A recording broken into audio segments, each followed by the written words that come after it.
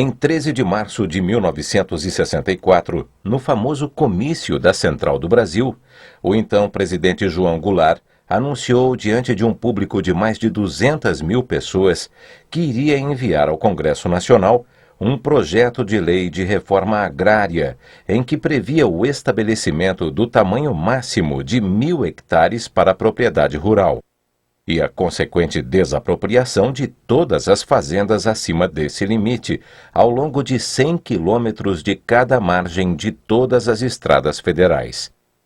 Tal projeto, conhecido como Decreto Supra, Superintendência da Reforma Agrária, foi abortado pelo iminente golpe militar.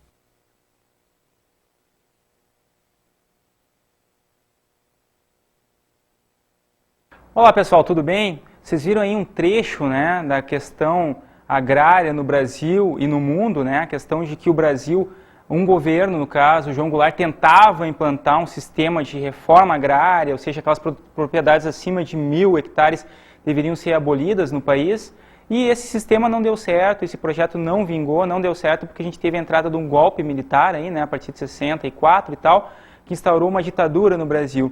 Mas isso não é característica apenas do Brasil, nessa questão de mostrar que a reforma agrária, a questão agrária, ela é ao mesmo tempo preconceituosa, ou seja, eu tenho alguns embates políticos e econômicos, sociais, enfim, nessa questão, que permitem com que eu tenha uma desigualdade em relação à estrutura agrária, não só no Brasil e no mundo. Então, nesse sentido, o tema de nossa aula de hoje é a questão agrária mundial e do Brasil. Essa estrutura toda que existe no mundo hoje em relação a questão da terra, a questão agrária, vai trazer uma série de implicações para os países que dependem muito da agricultura, né? Países que precisam produzir alimentos porque possuem ou grandes quantidades de população ou porque visam mercados externos. Então, assim, a gente vai ter, no caso do Brasil, uma estrutura que começa mesmo a se desvencilhar em relação à questão do território, principalmente não respeitando as questões do território, a partir lá de 1500, né? Aquela estrutura toda ela de hereditariedade, ou seja, quando eu vou ganhar um direito à terra, eu vou ter um direito a partir da minha herança, a partir da minha família, e não por um direito social de produzir nela e poder gerar frutos, poder gerar bens para abastecer as populações urbanas, por exemplo. A gente vai ter uma estrutura que no mundo hoje ela é desigual em relação à estrutura agrária, né, em relação à terra. Então a gente vai ter algumas implicações hoje, principalmente em relação à questão da estrutura agrária na Europa e nos Estados Unidos, que basicamente tem a ver com o quê? Com o tipo de propriedade que prevalece. Em grande parte da Europa a gente vai ter o quê? O estabelecimento de minifúndios e pequenas propriedades, né? Propriedades que vão ter no máximo aí 50, no máximo de 50 a 100 hectares, que visam boa parte delas para a subsistência, e o excedente gerado a partir dessa produção vai abastecer as áreas urbanizadas da Europa, em países como França, como Alemanha, como Inglaterra. Mas por que a estrutura que prevaleceu, né, que prevaleceu e que prevalece na Europa até hoje é o minifúndio? Justamente pela questão territorial. São países de dimensões territoriais pequenas, se comparados ao Brasil. Aquele exemplo que a gente trabalha em geografia, de que no caso da Europa tu vai ter áreas agricultáveis que tu vai ter daqui a pouco uma grande empresa no Brasil ou um grande proprietário que detém essa mesma área na Amazônia ou no Centro-Oeste. Então é uma estrutura extremamente desigual, e no caso da Europa ela vai trazer algumas implicações sérias em relação a essa dificuldade em termos de áreas agricultáveis. Uma das principais dificuldades em relação a esse tipo de área, esse tipo de minifúndio que prevalece na Europa, diz respeito justamente à demanda dos produtos. São países considerados ricos, né, países que têm economias fortes, principalmente nos setores secundário e terciário da economia, e que nesse sentido, como não produzem o suficiente em termos de alimentos, necessitam do quê? De importações. Acabam comprando produtos de países, no caso, como o Brasil, como a China, como a Argentina, enfim, precisam abastecer os seus mercados de alimentos a partir de importações. Isso gera o quê? Um custo muito alto. Por mais que os produtos agrícolas tenham valores abaixo do que em relação ao produto industrial, né, uma mercadoria, ainda assim eles têm um custo que vai pesar muito na economia de países dependentes, como a França, como a Inglaterra, como a Alemanha. Então esse tipo de estrutura que prevalece, no caso na Europa, é uma estrutura que na verdade tem mais a ver justamente com as implicações territoriais, ou seja, são países pequenos que não possuem dimensões suficientes para a agricultura. Fora isso, ainda essa questão da área pela área, eu tenho também a questão das áreas, digamos, de risco, ou áreas que são impróprias para cultivo. São áreas que não são agricultáveis, ou próximas a montanhas, ou a rios, enfim, caudalosos, ou áreas de banhado, enfim, que não permitem que eu tenha realmente uma produção suficiente que possa abastecer os centros urbanos europeus. Os Estados Unidos e as empresas rurais. No caso da estrutura agrária norte-americana, o que vai prevalecer é uma estrutura que privilegia basicamente a economia tipo exportação. São as chamadas empresas agrícolas, né? Empresas que buscam, acima de tudo, uma lucratividade externa. São empresas divididas principalmente nos chamados belts norte-americanos, os cinturões norte-americanos, que se especializam em determinados cultivos. Eu vou ter o belt do leite, né? Eu vou ter o belt que trabalha com algodão, né? Eu vou ter o cinturão lá da soja, o cinturão do milho, ou seja, são cinturões basicamente de monoculturas, atrelados à presença de empresas rurais, empresas que têm aquela estrutura toda, uma cadeia produtiva, uma cadeia de profissionais que vão desenvolver uma empresa, né, que vão fazer com que essa empresa vise basicamente, vislumbre basicamente o lucro. Então eu vou ter um engenheiro agrônomo, eu vou ter um engenheiro de produção, eu vou ter um profissional lá ligado à questão dos solos, um profissional ligado à questão da logística, um administrador de empresas, por exemplo, para no final das contas eu ter uma lucratividade maior. Então hoje nos Estados Unidos eu tenho uma espécie de predomínio desse tipo de propriedade, desse tipo de área. Claro que eu também vou ter alguns minifúndios, né? Mas o que prevalece hoje em termos agrários, em termos de propriedade da terra nos Estados Unidos, é mais a questão de produzir para o mercado, né? Então essa procura por áreas ocorre mais ou menos nesse sentido, e a procura de especializações para cada área a partir dos belts também vai mais ou menos nesse tipo de política econômica em relação à agricultura dos Estados Unidos. Vamos ver agora a estrutura agrária na África e na Ásia. Duas áreas, né, dois continentes que têm sérios problemas em relação à estrutura agrária. Por quê? Primeiro, eu não posso esquecer a questão histórica. São duas áreas que na história, né, nas suas histórias respectivas, foram o quê? Colônias, né?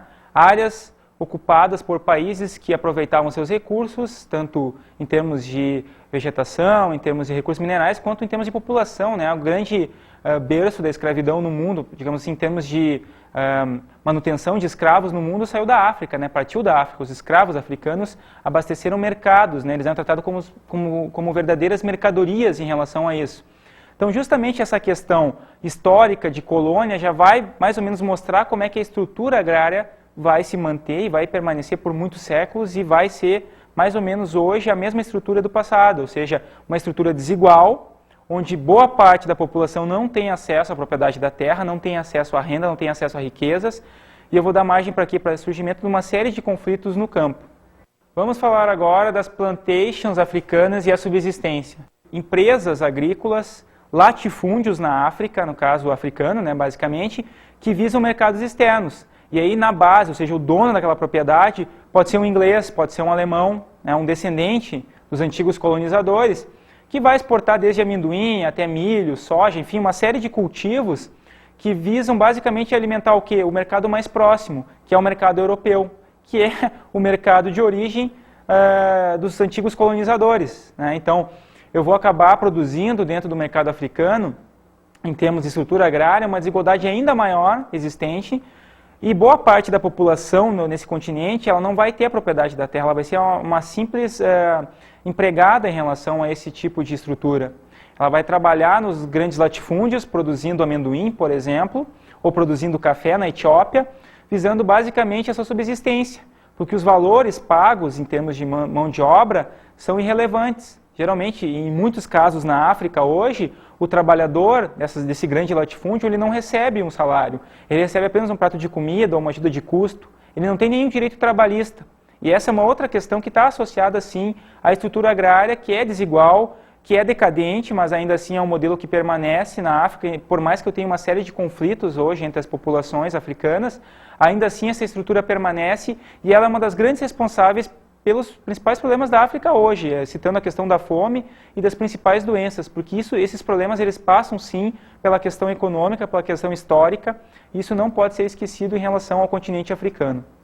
As fazendas asiáticas e a grande mão de obra.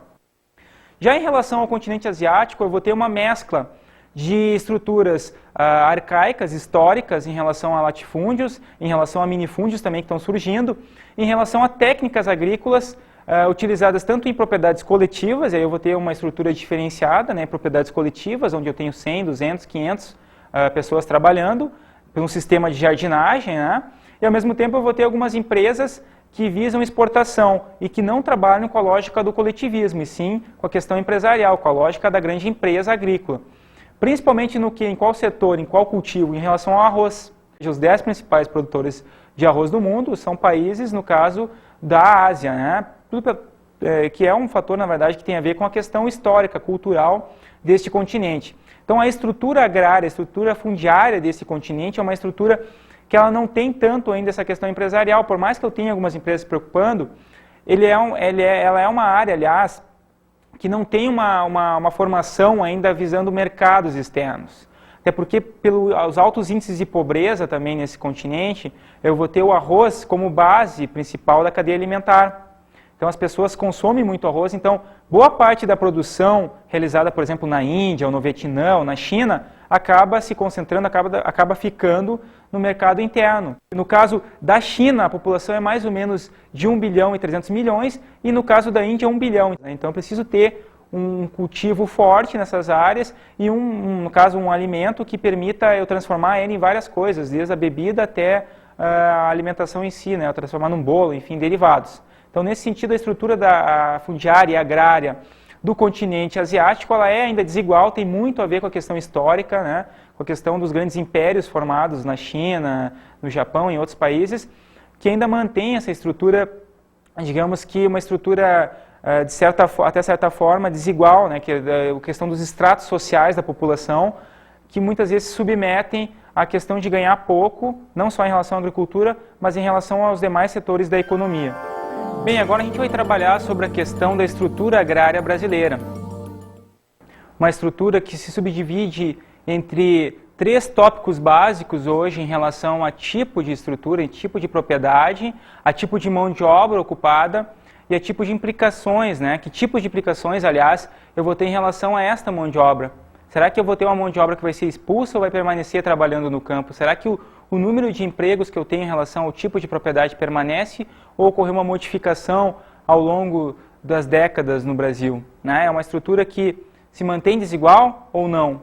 Essa é uma grande questão hoje e ela está na pauta principal hoje dos grandes movimentos contestatórios em relação ao Brasil, movimentos que buscam, acima de tudo, a inclusão social. Dentro dessa estrutura agrária brasileira, nós vamos ter hoje os minifúndios. Áreas em termos de dimensão pequena, né, que ficam entre 25 a 50 hectares no máximo, destinadas basicamente para a subsistência e para a geração de algum excedente que vai fazer o quê? Vai acabar abastecendo os grandes centros urbanos. Então, a grande importância do minifúndio no Brasil hoje diz respeito justamente a essa questão de abastecer centros urbanos, abaratear o custo de vida do operariado urbano. Né? Então, a gente consegue ter no Brasil ainda hoje uma questão primordial que é a seguinte: as pessoas conseguem ainda viver nas cidades, por mais que os custos aumentem a cada dia, mas ainda conseguem de alguma maneira se alimentar adequadamente. Tanto é que nas principais áreas urbanas, por mais que eu tenha ainda algumas áreas de exclusão, como favelas, ainda assim a população consegue pelo menos ter a alimentação básica, né? Aquela alimentação naquele velho ditado, arroz, feijão e ovo e tal, alegria do povo. A gente consegue ter ainda isso na mesa do brasileiro, muito em função desse minifúndio que vai acabar abastecendo boa parte das grandes cidades brasileiras. Vamos ver agora os latifúndios. Latifúndios que já vêm, né, como eu havia comentado anteriormente, lá da época da origem do Brasil, né, da ocupação do Brasil pelos portugueses, lá por volta de 1500, quando eu tenho o estabelecimento de alguns sistemas, né, sistemas hereditários, capitanias hereditárias, sesmarias, enfim, sistemas que acabam criando uma espécie de concentração da propriedade. Né? Isso vai ocorrendo que uma espécie de evolução temporal, uma evolução no tempo, e acaba ocorrendo o que? Uma manutenção desse poder. Porque isso é poder, a terra hoje no Brasil ainda ela representa poder. As pessoas que detêm o título de propriedade da terra, elas acabam exercendo um poder sobre os que não possuem esse tipo de propriedade. Então, assim, a estrutura brasileira começa desigual já em 1500 e vai chegar no atual período, né, vai chegar hoje a concentrar grande parte das terras agricultáveis. Um exemplo característico da forte presença do latifúndio é que, em termos de número de propriedades no Brasil, o latifúndio não é a principal fonte, né? Não é o principal espaço de ocupação. O número de propriedades que a gente tem mais hoje no Brasil são minifúndios. Agora, em termos de área ocupada, ou seja, em dimensões ocupadas, os latifúndios ocupam mais ou menos 70% das áreas agricultáveis. São fazendas, no caso da Amazônia e do centro-oeste do país, que chegam a ter mais ou menos entre 1.000 a 50.000 hectares, fácil. Então, assim, é uma estrutura desigual, vai acabar gerando uma série de conflitos em relação a esses latifundiários, porque boa parte deles, e aí se atrelando e se adaptando, se moldando à Constituição brasileira, acabam criando latifúndios onde não existe produção. Elas não são consideradas áreas produtivas. E aí dão margem para quê? Para os conflitos. Alguns movimentos sociais do campo vão contestar que, por não produzir, essa propriedade tem que ter o quê? Tem que ter uma desapropriação. Ela não pode mais continuar com aquela dimensão toda, ostentando uma riqueza, uma luxúria, e sendo que ela não está tendo a principal função dela, não está respondendo pela principal função, que é gerar alimentos e acabar fazendo uma inclusão social, né, possibilitando a inclusão das pessoas dentro das propriedades. Outro ponto importante em relação ao latifúndio é que eu criei hoje no Brasil uma estrutura, eu tenho, aliás, no Brasil, uma estrutura que me diz que as pessoas que são as latifundiárias, elas acabam tendo uma relação de poder muito grande e essa relação ela acaba se expandindo de tal maneira que ela não fica apenas na questão econômica da produção, ela fica atrelada à questão política. Tanto é que no Brasil hoje, para você ter uma ideia, boa parte das pessoas, ou dos grandes fazendeiros latifundiários, ou são deputados, ou já foram deputados, né?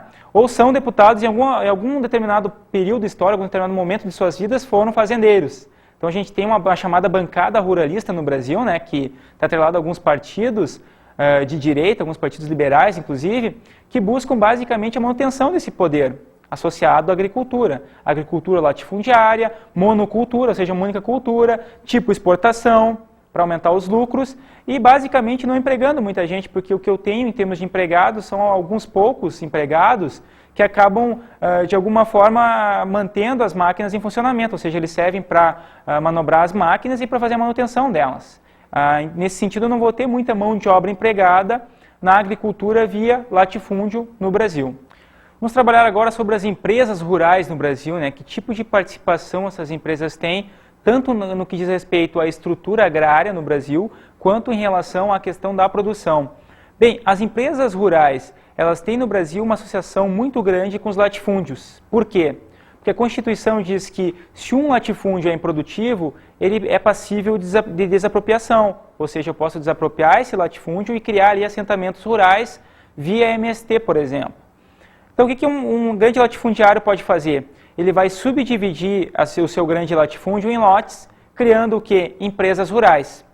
Essas empresas rurais vão se destinar a produzir alimentos em larga escala, com alta mecanização, com estudos empresariais copiando o modelo principalmente norte-americano, ou seja, eu vou ter uma série de profissionais envolvidos, né, profissionais com cursos superiores e tal, visando basicamente aumentar a distribuição desse determinado cultivo e não só visando apenas o mercado externo e também interno, né, porque no Brasil a gente vai ter, principalmente a partir da década de 70 e 80, uma melhoria nos índices de alimentação. Então, as pessoas começam a consumir, digamos, uma gama maior de produtos industrializados, enlatados, enfim, e a agricultura acaba se adaptando a esse modelo e criando uma subdivisão da agricultura que hoje a gente chama de agroindústria, né?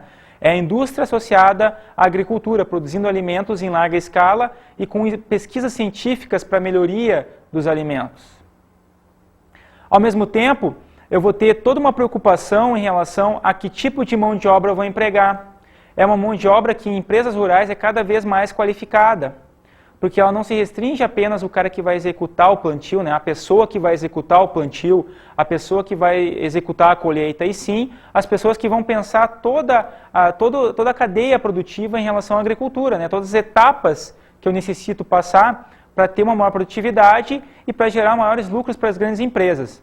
Outro fator importante em relação às empresas rurais no Brasil é que boa parte delas tem capitais que não são brasileiros, são capitais estrangeiros, principalmente de empresas aliadas ou associadas ao setor petroquímico ou químico nos Estados Unidos, ou empresas que trabalham com biotecnologia. São empresas que estão investindo no Brasil basicamente para testes dos seus produtos. Um grande exemplo nesse sentido é a Monsanto, uma empresa norte-americana que trabalha no setor de biotecnologia, que comprou várias fazendas e criou várias empresas rurais, tanto no centro-oeste quanto na região sul do país, para desenvolver novas tecnologias em relação às sementes, melhorias das sementes para aumentar a produtividade, abarcar novos mercados e aumentar o número de agricultores que vão utilizar suas sementes no futuro, né? Então, esse tipo de política das grandes empresas rurais hoje acaba monopolizando os capitais. Grande parte do capital investido na agricultura está associado hoje às chamadas empresas rurais, empresas agrícolas, e também aos latifúndios. São os dois setores da estrutura agrária que vão acabar concentrando os investimentos, concentrando os lucros e concentrando as expectativas governamentais, porque quase todos os investimentos dos governos federais, estaduais, enfim, em relação a subsídios agrícolas se destinam em grande parte aos latifúndios e às empresas rurais. O minifúndio fica sempre como uma questão secundária em relação aos investimentos estatais. Então, assim, a gente vai ter essa estrutura extremamente desigual e ela vai dar margem para uma espécie de contestação dessas estruturas que são altamente desiguais, altamente concentradoras, tanto em termos de volume de área ocupada, de terras ocupadas, quanto em capitais investidos e lucros obtidos. Então, eu vou ter cada vez mais pessoas que saem do campo, migram para as cidades e acabam aumentando o contingente de pessoas faveladas, pessoas marginalizadas, pessoas que ficam, em geral, à margem mesmo da sociedade, vivendo com pouco, vivendo miseravelmente. Isso tem tudo a ver com uma estrutura histórica que foi montada no Brasil e que é uma estrutura que ocorre, assim, não só em relação ao Brasil, mas em vários países do mundo e tem a ver, sim, com a questão da colonização. O Brasil, por ser uma ex-colônia e que ainda tem muitos traços coloniais, né, a gente chama muitas vezes isso de um chamado neocolonialismo, né, o Brasil copia tudo em termos agrícolas, mas também em termos culturais. Isso vai fazer com que ocorra uma dependência em relação à agricultura, principalmente, né? Porque as tecnologias empregadas hoje na agricultura das grandes empresas rurais, dos latifúndios, ela vem basicamente dos Estados Unidos, através dos tratores, das colheitadeiras, que são fabricadas tanto nos Estados Unidos quanto aqui no Brasil, com as suas filiais, e também em relação aos insumos agrícolas, aos venenos, agrotóxicos, aos pesticidas, que também vêm das matrizes localizadas nos países centrais, basicamente Estados Unidos e alguns países europeus. Vamos ver agora os conflitos agrários no Brasil. Os conflitos agrários, né, pessoal? Vamos ver se realmente a população sabe qual a causa ou quais são as causas principais dos conflitos agrários no Brasil. Vamos ver agora uma enquete na rua pedindo a opinião da população. Roda aí.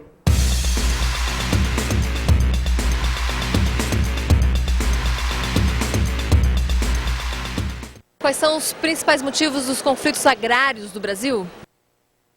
A falta de distribuição de terra, né? Falta de mobilização do governo. Acho que o governo está muito parado. Não sei dizer. Hoje existem grandes pessoas aí que têm 1.000, 2.000 hectares. E aqui não tem um pedaço de terra. Como é que fica? É que você só vê o pessoal falando da reforma agrária, mas ninguém sabe, na verdade, o que é na verdade, né? As pessoas mais leigas que não têm menos conhecimento não sabem o que é na verdade, né? Olha, os principais motivos é a falta de política, né? O povo mais bem remunerado, falta de educação, né, para o povo. Esse é o motivo. Vocês viram aí, né, pessoal? Nem todo mundo sabe realmente quais são as causas principais dos conflitos agrários no Brasil hoje.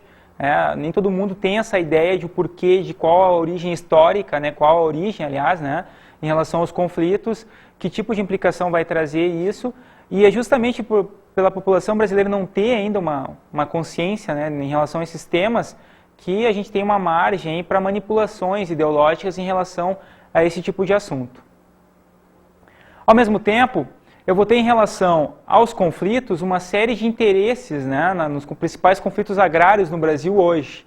Eu tenho um movimento muito forte, que é o movimento dos trabalhadores rurais sem terra, que na verdade buscam a questão da inclusão social a partir de uma série de expectativas geradas, expectativas históricas, e são expectativas que foram frustradas, ou seja, a população que vivia no campo e que vive no campo não teve as suas demandas atendidas, e é justamente por esse fator, ou boa parte desses fatores, que hoje os movimentos estão cada vez mais fortes e não se restringe mais apenas ao Brasil. O exemplo do MST, né, o Movimento dos Trabalhadores Rurais Sem Terra, que é um movimento que começou no Brasil, mas hoje está presente em uma série de países da América Latina, e a tendência sim, é dele expandir ainda mais, né, não só para o continente americano, mas também daqui a pouco para o continente africano, por que não?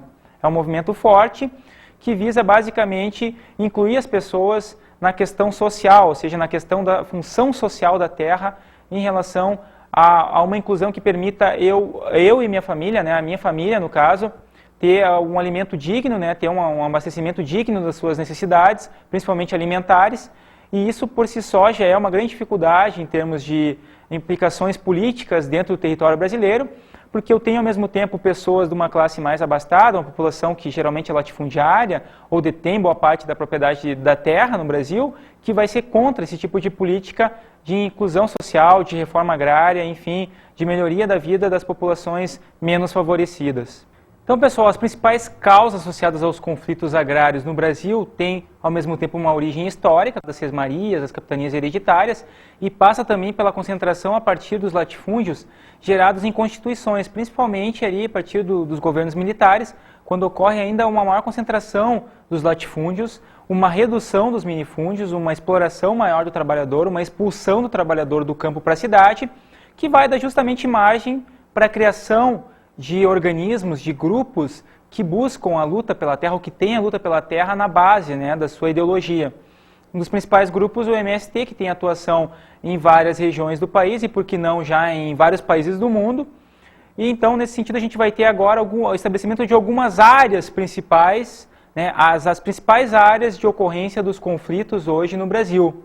Áreas que são clássicas já em ocorrência, principalmente no berço do MST, a gente vai ver a origem do movimento, se dá no noroeste do Rio Grande do Sul, principalmente naquela área ali próxima a Passo Fundo, a cidade de Passo Fundo e a cidade de Sarandi, onde começam os movimentos de ocupação e invasão de propriedades rurais, e aí o movimento começa a ter realmente uma presença maior nesse estado, no caso do estado do Rio Grande do Sul, e depois começa a se expandir. E ao mesmo tempo que ele vai se expandindo, ele vai, digamos que ocupando faixas e regiões do Brasil, os conflitos vão aumentando e os focos de tensão vão se estabelecendo. Outra área, digamos hoje, perigosa em relação a esses conflitos, porque o número de mortos aumenta, a gente vai ter aí, nos últimos 10 anos, milhares de mortos em relação aos conflitos agrários. Algumas áreas que são clássicas, são perigosíssimas em relação a esse tipo de ocorrência. Pontal do Paranapanema, por exemplo, na divisa entre o estado de São Paulo e o estado do Mato Grosso, é uma área que é uma área chamada de devoluta. O que é a área devoluta? Uma área que fazia e faz ainda parte da União, ou seja, são os estados, é o governo federal também que detém a propriedade, mas existe uma ocupação, até porque o estado não tem como legitimar aquela área, botar ali uma segurança ou coisa parecida, né, incluir uma segurança naquela área. Então a gente vai ter uma ocupação tanto de poceiros quanto fazendeiros que vão invadir a área literalmente e vão ocupar ela por um determinado período e vão exigir a posse depois de um certo tempo. Ao mesmo tempo, eu vou ter justamente nessas áreas de maior ocorrência, né, o noroeste do Rio Grande do Sul, o Pontal do Paranapanema e também no sul do Pará, que são as três principais áreas de ocorrência hoje dos conflitos, né, o sul do Pará, justamente no caso do sul do Pará, por ser uma área ainda considerada uma espécie de vazio demográfico, ou seja, a população da região norte ainda e mesmo da região centro-oeste, ela não é tão grande quanto a população concentrada no Brasil, principalmente na faixa litorânea. As principais cidades brasileiras, as principais capitais, as principais metrópoles estão localizadas nessa faixa costeira, né, faixa atlântica, próxima ao Oceano Atlântico. Então, nesse sentido, a gente vai ter ainda uma falta de população nesse sentido, né? Uma população que não ocupa ainda devidamente essa região, principalmente a região norte. Isso vai dar margem para que um número muito grande de pessoas que migram para essas áreas e não tenham ainda a questão da propriedade, não detenham nenhum tipo de propriedade, vão buscar os seus direitos, vão buscar a sua inclusão e vão invadir áreas. Então vai ter 2, 3 pessoas que vão acabar invadindo uma propriedade e aí vai ter uma disputa entre elas para ver quem realmente detém os direitos. No fundo ninguém detém, né? E aí vai dar margem para quê? Para fraudes, né? E junto a cartórios, aquele exemplo clássico na geografia brasileira, que a gente trabalha em geografia brasileira em relação aos chamados grileiros, no processo de grilagem, né? As pessoas fraudam documentos colocando esse documento junto a grilos, por exemplo, numa caixinha. Esses grilos vão ao longo do tempo largando um líquido junto a esses documentos, tornando ele velhos, pelo menos com um aspecto de velho. Então esse documento parece antigo, e aí eu vou num cartório lá, fraudo o documento, fraudo os nomes dos proprietários e acabo legitimando pelo documento, a veracidade dele, pelo tempo de uso. Parece que ele é velho, então esse documento é válido. Então, nessas áreas, os conflitos aumentam a cada dia. Para você ter uma ideia do impacto desses conflitos na população dessas regiões, a cada dia que passa, aumenta o efetivo de policiais, tanto civis quanto militares, enfim, a Polícia Federal também atua muito nessas áreas, porque a cada ano que passa a gente tem um conflito sério, alguns conflitos que a mídia mostra, pessoas, em alguns momentos morrem 15, 20 pessoas, num único conflito armado, geralmente, existe um grande contrabando, inclusive, de armas nessas áreas, armas que não existe porte nenhum, não são armas legalizadas, e que dão margem para que esses conflitos aumentem a cada dia nessas áreas mais, digamos, perigosas, mais explosivas em relação aos conflitos agrários no Brasil. Outro tema importante em relação à questão agrária é o Estatuto da Terra e a reforma agrária no Brasil. O Estatuto da Terra foi implantado no Brasil por uma política dos governos militares a partir de 64. É um estatuto que diz, entre outras coisas, que tipo de propriedade a gente tem no Brasil e a gente pode ter no Brasil.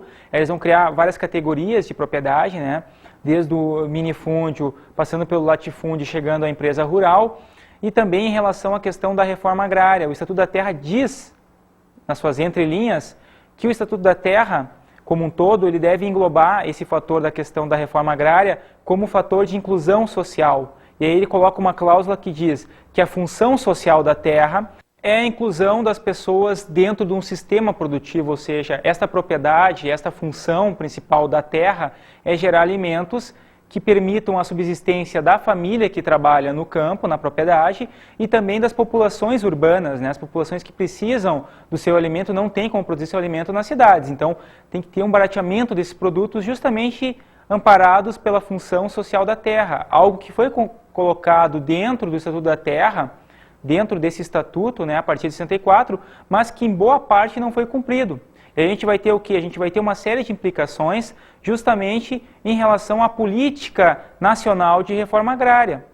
Mas as implicações principais são: o Estado hoje, o Estado federal, o Estado nacional, não consegue, de alguma forma, aplicar a questão da reforma agrária que está lá em 64. Mas até hoje, passando a questão da ditadura, chegando aos governos ditos democráticos, eu não consegui ainda incluir as pessoas que estão à margem, principalmente no campo, as pessoas que não têm a propriedade, que não podem produzir os seus alimentos para a sua família e para as famílias urbanas, porque o governo não tem como investir e, ao mesmo tempo, por mais que ele tenha alguns capitais para investimento na reforma agrária, eu vou ter que lutar contra uma estrutura toda que é histórica, a estrutura de concentração no latifúndio. Ao mesmo tempo, eu vou ter uma presença política muito grande dentro das bancadas do Senado e da Câmara, aquela velha bancada ruralista, que não vai abrir mão dos seus direitos de latifundiário, isso é difícil.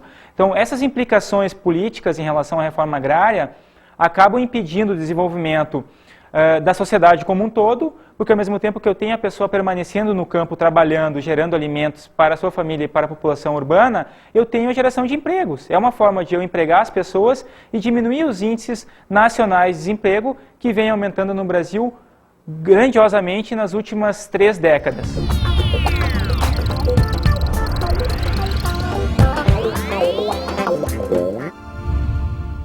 Bem, pessoal, uma dica de estudo interessante para a questão agrária no Brasil, a questão da produção também atrelada a isso, é o site da Embrapa, a Empresa Brasileira de Pesquisa Agropecuária, que tem como site www.embrapa.br, onde vocês vão poder acessar uma série de informações a respeito das tecnologias, algumas implicações também em relação ao tipo de propriedade existente para esse tipo de tecnologia.